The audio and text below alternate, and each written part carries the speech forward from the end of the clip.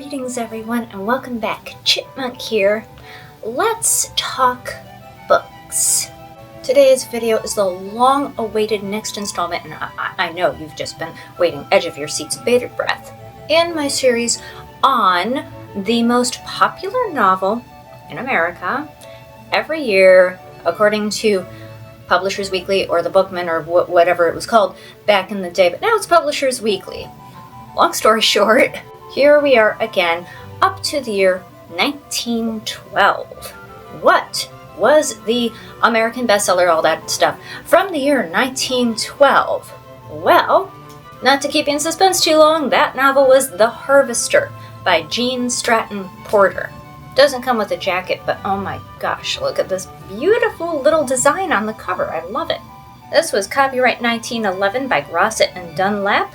Illustrations for this edition were by W.L. Jacobs, and I can't really find anything about him, but here are a few of his other works. Gene Stratton Porter surprised the heck out of me because Geneva Grace Stratton was born in 1863 in Lagro, Indiana, the last of 12 children, and she lived in the state for most of her life. She took music lessons from her sister, and a local teacher gave her art lessons. Normal school didn't end up taking, as she left high school on purpose before finishing her senior year. She was failing a lot of classes, so said heck with it. At age 23, she married successful businessman Charles Porter.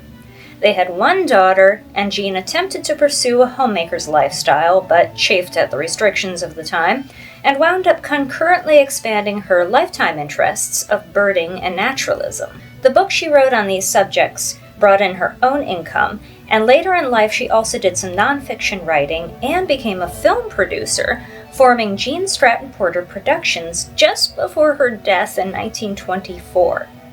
Her other works include Freckles, Her Father's Daughter, and possibly the best-known title today, A Girl of the Limberlost.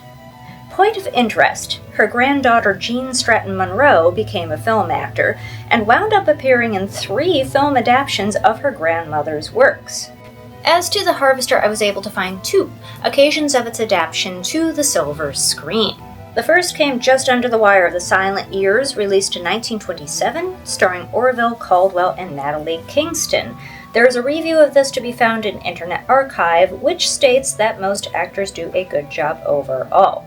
The second, made in 1936, was an extremely loose adaptation, turned into a comedy, which the book decidedly is not.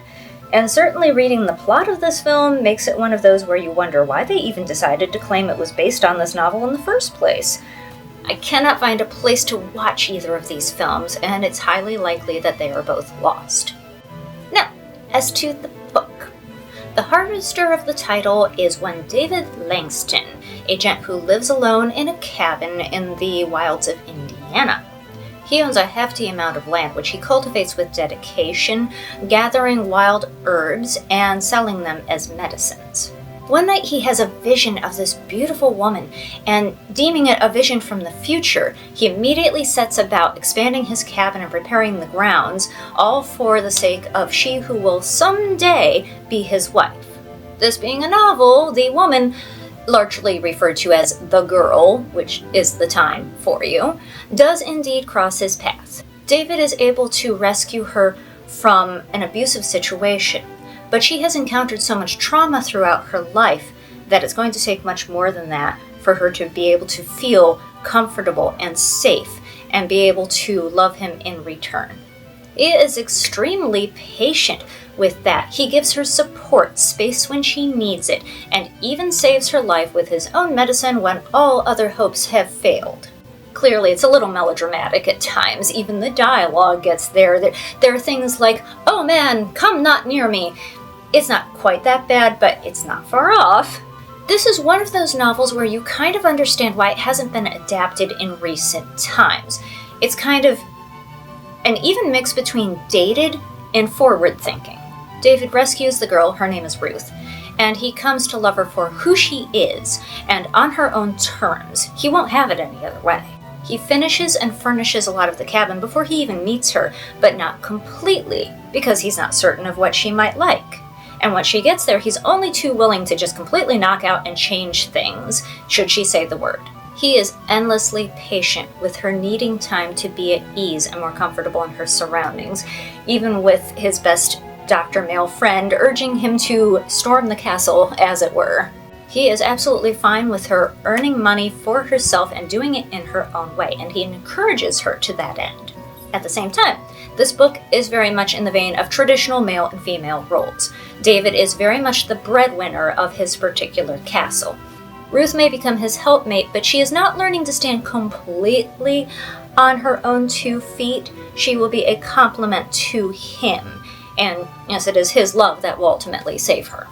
Yeah, so this is kind of 6 of one, half a dozen of the other. There is a lot to like. The proclivities of the author are on full display, which really works as you fully get the knowledge and passion of the main character, essayed mainly in seemingly endless descriptions of plants and where they are grown and how to harvest them, all the details. And this was timely because I'm actually getting interested in herbalism and learning what plants are, so it was very oddly timely for me. Anyway, the supporting characters are fine as well. Even the doctor friend, who he has his own ideas of how to go about things, but he accepts that his friend is going to do his own thing, and he supports him endlessly and urges him forward. One of the best supporting characters is Granny Morland, who is an aging neighbor friend of David's. She's sort of a stand-in for his mother, who passed away 6 years prior to these events. There's one particular scene at the end where David's being a bit stubborn and stuck in one train of thought that isn't going to work, and she just tells him off. She tells him a thing or two, and it's a real treat. Overall, I very much enjoyed this. It's of its time, so it's one of those things where if you understand that going in, you can enjoy it on its own terms, much like the main character himself. Even the author loved her main character.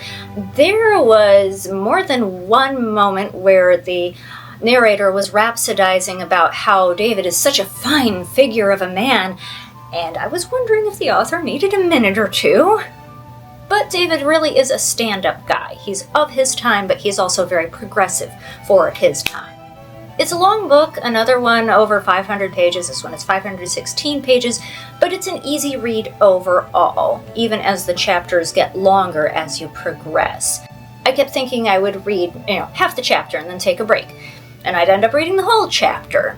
I even got into the romance, which is rare for me. Overall, this book is a recommend. As ever, let me share a few excerpts. So for starters, we've got a little bit about David himself. From books and drug pamphlets, he had learned every medicinal plant, shrub, and tree of his vicinity, and for years roamed far afield and through the woods collecting. After his father's death, expenses grew heavier, so the boy saw that he must earn more money. His mother frantically opposed his going to the city, so he thought out the plan of transplanting the stuff he gathered to the land they owned and cultivating it there. This work was well developed when he was 20, but that year he lost his mother. From that time, he continued steadily enlarging his species, transplanting trees, shrubs, vines, and medicinal herbs from such locations as he found them to similar conditions on his land. 6 years he had worked cultivating these beds and hunting through the woods on the riverbanks, government land, the great Limberlost swamp, and neglected corners of earth for barks and roots. He occasionally made long trips across the country for rapidly diminishing plants he found in the woodland of men who did not care to bother with a few specimens. Many big beds of profitable herbs, extinct for miles around, now flourished on the banks of Loon Lake, in the marsh, and through the forest rising above. To what extent in value his venture had grown, no one save the harvester knew.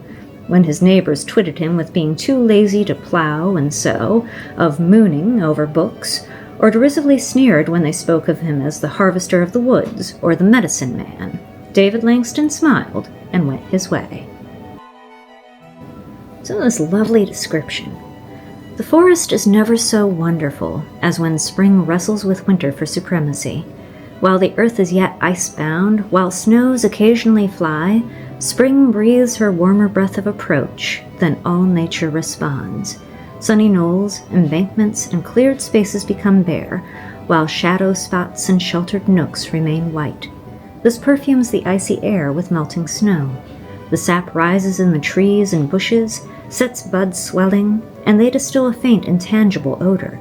Deep layers of dead leaves cover the frozen earth, while the sun shining on them raises a steamy vapor unlike anything else in nature. A different scent arises from earth where the sun strikes it. Lichen faces take on the brightest colors they ever wear, and rough, coarse mosses emerge in rank growth from their cover of snow and add another perfume to mellowing air.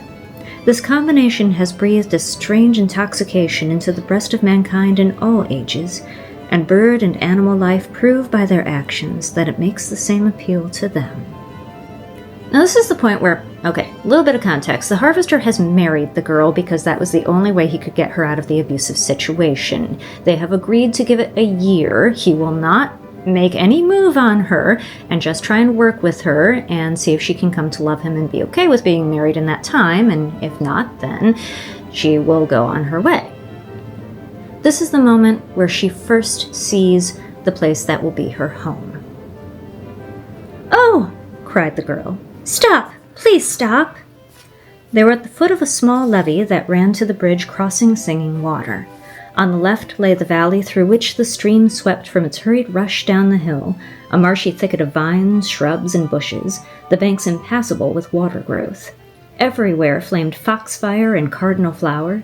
Thousands of wild tiger lilies lifted gorgeous orange-red trumpets. Beside pearl-white turtlehead and moon daisies, while all the creek bank was a coral line with the first opening bloom of big pink mallows. Rank jewel flower poured gold from dainty cornucopias, and lavender beard tongue offered honey to a million bumbling bees. Water smartweed spread a glowing pink background, and twining amber dodder topped the marsh with lacy mist with its delicate white bloom. Straight before them, a white sanded road climbed to the bridge and up a gentle hill between the young hedge of small trees and bushes, where again flowers and bright colors rioted and led to the cabin yet invisible. On the right, the hill, crowned with gigantic forest trees, sloped to the lake. Midway, the building stood, and from it, among scattering trees all the way to the water's edge, were immense beds of vivid color. Like a scarf of gold flung across the face of earth waved the misty senna, while beside the road running down the hill, in a sunny open space, arose tree-like specimens of thrifty magenta pokeberry. On the hill crept the masses of color, changing from dry soil to water growth. High around the blue-green surface of the lake waved lacy heads of wild rice, lower cattails, bulrushes, and marsh grasses. Arrowhead lilies lifted spines of pearly bloom, while yellow water lilies and blue water hyacinths intermingled. Here and there grew a pink stretch of water smartweed and dangling gold of jewel flower. Over the water, bordering the edge, starry faces of white pond lilies floated.